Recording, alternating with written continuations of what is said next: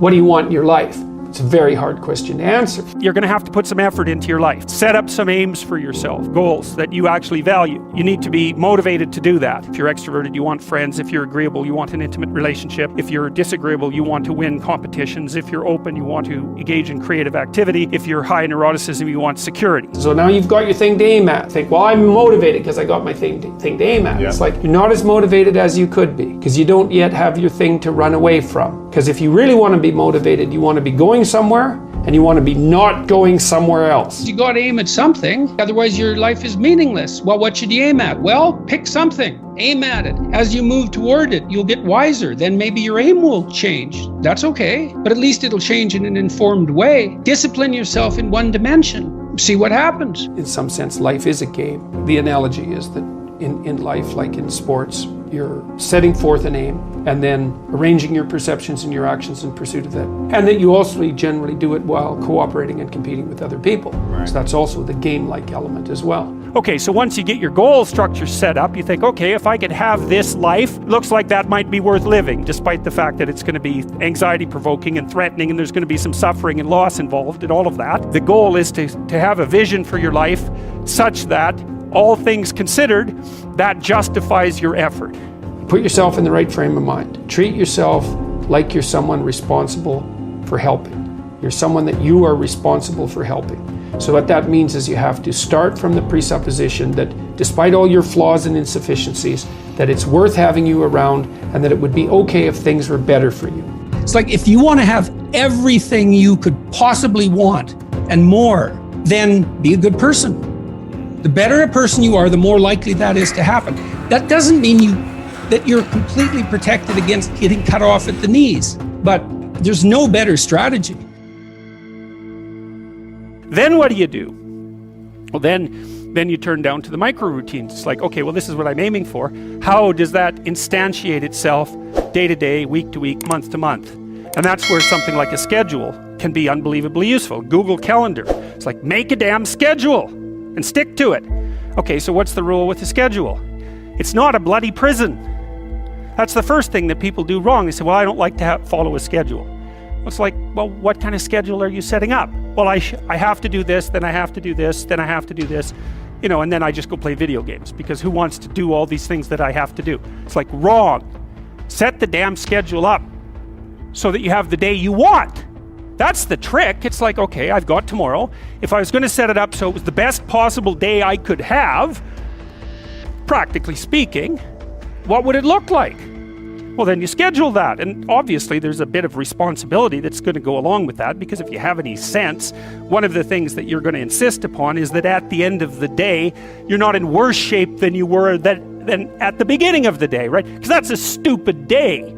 If you have a bunch of those in a row, you just dig yourself a hole and then you bury yourself in it. It's like, sorry, that's just not a good strategy.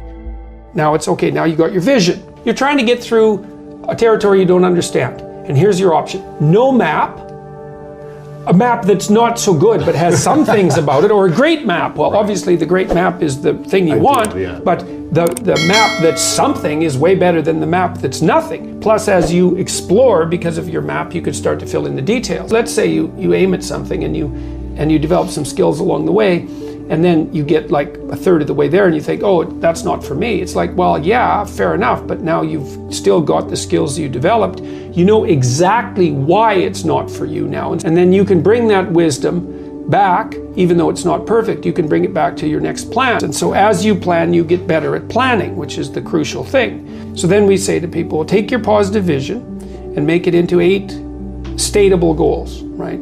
So, and then rank them in a hierarchy, break the goals into incremental goals so that you have a reasonable probability of succeeding within some time frame. That's the other thing. You have to parameterize it with regards to time frame. That's right. And when you're in the zone, you're expanding your skills in a manner that's intrinsically rewarding because you're succeeding. And so you want to set, if you're good to yourself, you think, okay, I need to set a goal, but I need to set a goal that someone as stupid and useless as me could probably attain if they put some effort into it. Right. And then you've got it perfectly, because it's not so high that it's grandiose or impossible that you fail necessarily and then justify your bitterness. Well, I set a goal and I didn't attain it, so I'm not going to set any more goals. Right. It's like, no, you set a goal that was inappropriate and you're playing a trick on yourself because you wanted to fail so that you could justify not having to try, which isn't helpful. You're still going to be a victim. It's like, there's no way out of that, man.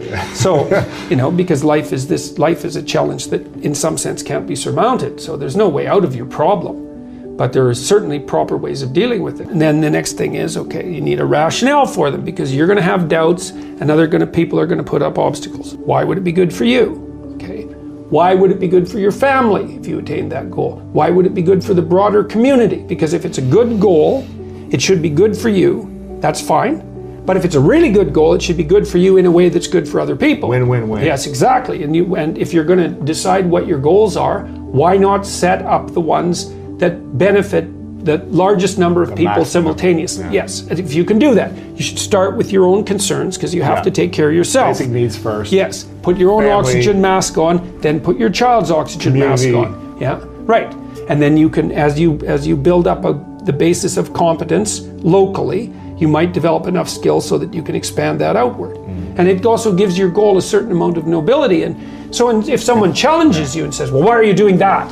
That seems stupid. You could say, I'm doing that because it helps me take care of myself, but it benefits my family, and here's the reasons why, and this is the repercussions out into the broader community. People who are putting up objections and doubts aren't armed to deal with that kind of response. Yeah. And then when you have those doubts in your mind that plague you, you say, why am I doing this? Oh yeah, it's because, well, I have to take care of myself, because otherwise I'm pathetic and useless and bitter and cruel, and then I'm going somewhere terrible, so that's a bad idea, and here's how it would help my family, and here's how it would help the community, and that's good enough set of reasons for it, unless I can think of better ones. Right. If without better ones, that's good enough. When the unknown emerges, you tend to experience anxiety. And then there's the known, and I define the known very specifically and very carefully.